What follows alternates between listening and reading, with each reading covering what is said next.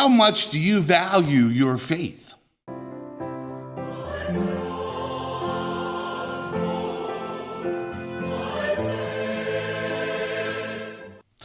Do you remember the MasterCard commercials years ago?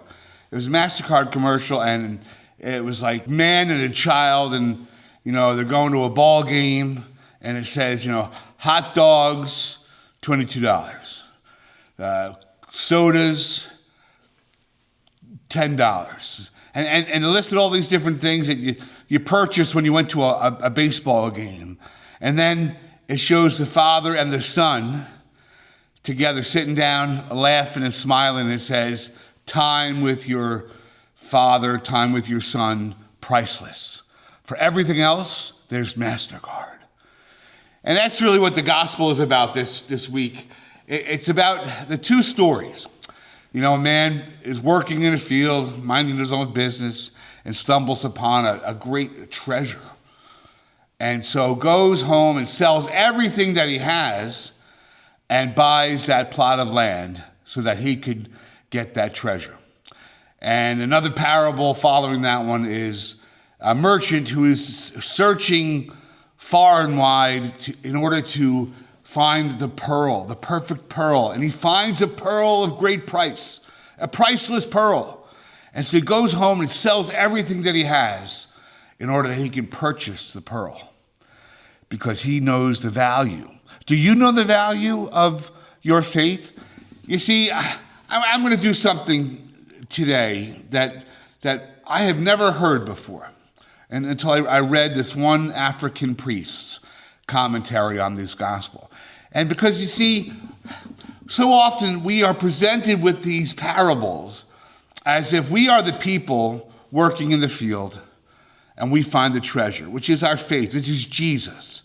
We are the merchant searching for the pearl actively, and we go and we sell everything that we have in order to, because we understand the value of our faith and the value of having Jesus in our life. But I read this African priest, and he wrote something that really blew my mind, and I think it's going to blow yours.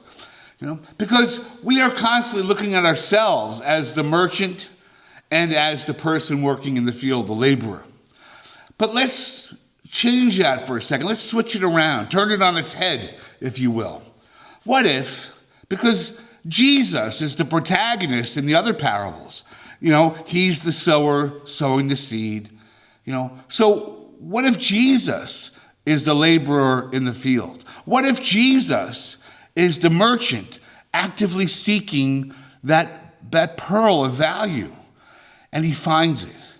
And you and me, we're the treasure in the field.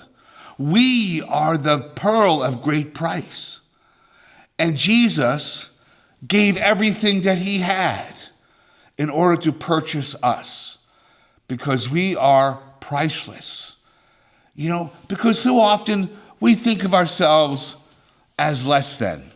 We may not admit it to our brothers and sisters in the pews, to our neighbors, our coworkers, but when we really think about our relationship with God, we cannot help but think about our sinfulness, if you will, our imperfections, our flaws, our character defects, if you will.